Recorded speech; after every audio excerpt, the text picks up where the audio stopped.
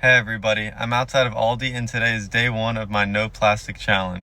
I'm going to try to go these 10 days without buying anything with plastic or using any single-use plastic. I'm doing a project in class right now where we have to choose one thing that we do for 10 days that we want to focus on to better ourselves environmentally, and I'm choosing to make a video on this. So I'm going to go into Aldi right now and see what I can buy with no plastic in it. I started off my Aldi run by grabbing a cardboard box, no bags here. And then I was looking around at all the fruit and I realized that almost all of them had labels. I picked up the avocados and the bread section is completely filled with plastic. Snacks, plastic. Even these kombuchas, plastic on the top. And then all the meat is plastic. So then I made my way over to the eggs, which finally had cardboard. I also tried getting these burgers in hopes that they wouldn't have any plastic. My phone died when I was in Aldi, so I'm going to show you the haul now. So you can see this was my box, a cardboard box. I didn't have a quarter, so I had to use a box that I found instead of the cart. I got these bananas. They have the dreaded stickers on it that I assume have plastic, but every single fruit that I could find had this sticker or was in a plastic bag, so I just decided that the worst was the plastic bag, so I took these. I think the only way maybe you could get it without a sticker is at a farmer's market, but it's a Tuesday and I don't think there's any of those going on. And then spaghetti squash. I got these burgers because this is one of the few things that I found that was packaged in cardboard, and I'm just hoping that it doesn't have plastic inside, but we'll see in a second. Chickpea penne, linguine packaged in all cardboard. This tomato sauce that's in glass and a metal lid, and then some eggs. After doing this, I was really surprised to see just how few options there were of things that didn't have plastic at all in them. Pretty much everything that I have, I'm sure, contains a little bit of plastic. For this challenge, I'm also going to let myself use some of the food that I already had that I think might go bad, because I don't think that's very sustainable to let food go bad just for the sake of a challenge. So I'll probably be having a couple cheats here and there of stuff that I bought previously. I want to show you that I'm not going to be cheating too much. I've got one cantaloupe, and some of this is my roommate's too. Like this banana is his. I do have these sweet potatoes that are mine, but the other stuff is his.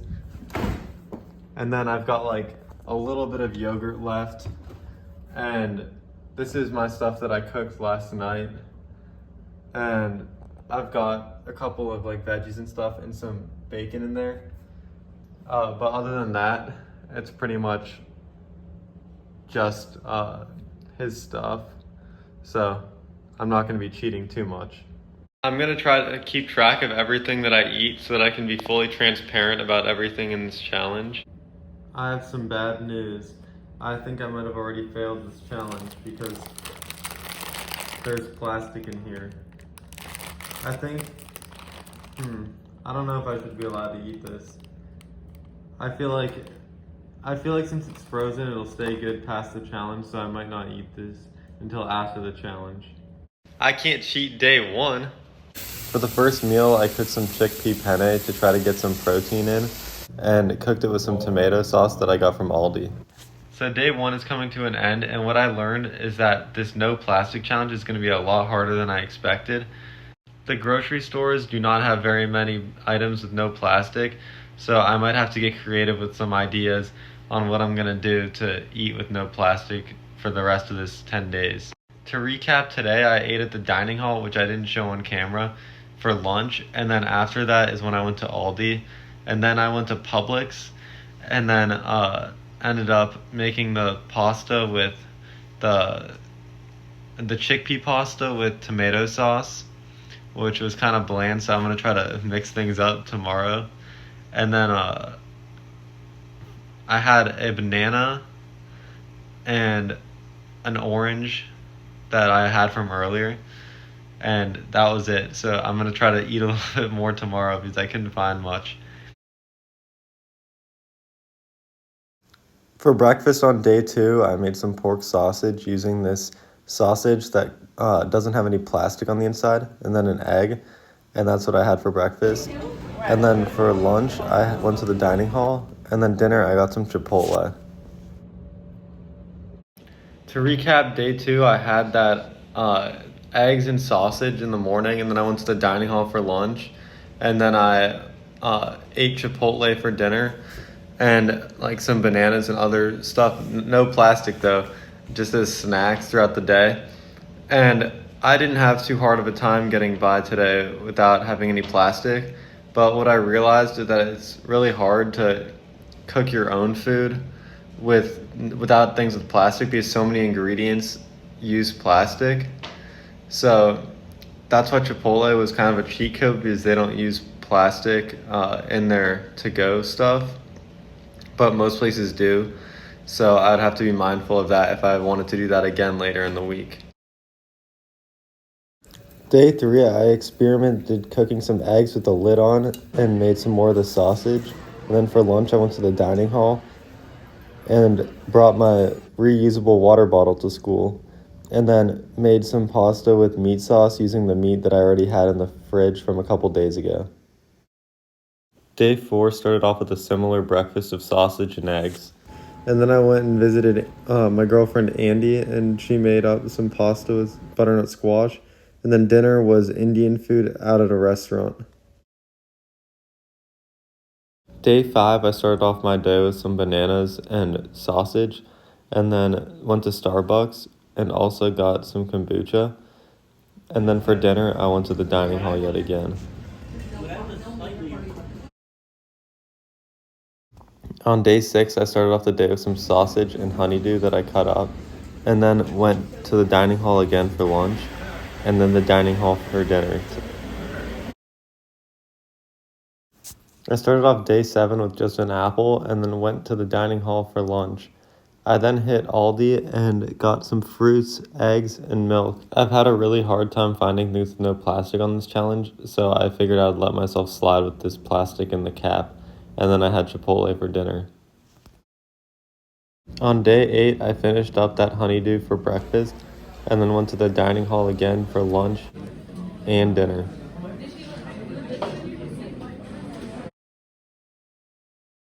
On day 9, I got this egg sausage and biscuit sandwich, and then went to the dining hall for lunch, and then made some of my own vegan curry for dinner. I started off with some veggies, and then went in with a whole can of coconut milk, and then probably a quarter of a jar of tomato sauce. I then added some seasonings like the curry powder that I got from this glass bottle. Figured I'd also put to use the paper bag of white rice that's been sitting in my pantry for a while. I let my curry simmer over medium-low heat for a while until the rice was fully cooked and it looked like this. On the last day of the no plastic challenge, I started off with an avocado and reheated some of the curry and had another avocado for an afternoon snack.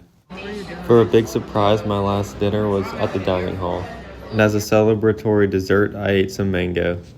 In summary, I would say I was pretty successful in implementing this no plastic lifestyle, but there were a lot of difficulties that I think would be almost impossible to get around in everyday life living in 2025. It was really difficult to get all the food that I needed without any plastic, and oftentimes I found myself going to multiple grocery stores that I didn't include in the video, trying to find food with no plastic in it, because like Aldi only has like a couple, and then like Publix only has a couple, so it makes it really difficult.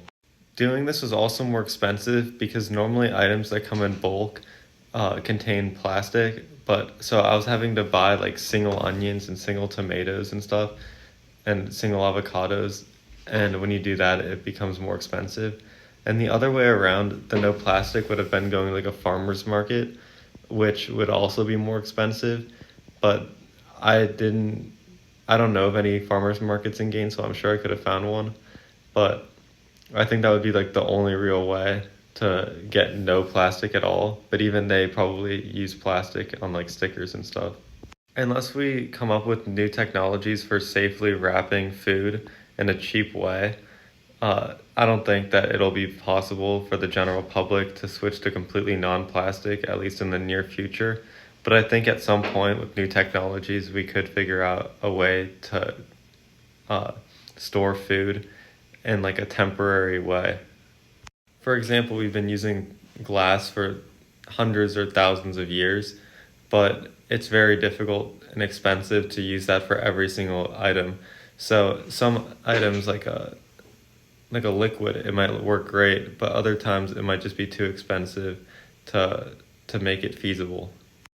I would say after doing this challenge, I'm more aware of what foods contain more plastic in the packaging than others, and I think that I'll definitely incorporate it into my everyday life. But I don't think it's possible for me to go completely plastic free in 2025 at least. Plastic from food containers and single-use plastic, which is what I was avoiding, is a major contributor to pollution and also fossil fuel consumption. So I think that by limiting our use of that, it would be great for the resource, not only for conserving a limited fossil fuel resource, but also conserving the environment that's negatively affected by the use of the fossil fuels. The only real trade-off I see of going completely plastic free other than inconvenience is the extra gas used from going to multiple different grocery stores and farmers markets that are most likely farther away from your house in order to obtain these non-plastic goods. But other than that, I think it's an overall benefit. In summary, I think that this challenge bettered myself and I was able to learn how to be more sustainable and not use plastic as much in my everyday life. Thank you for watching until the end.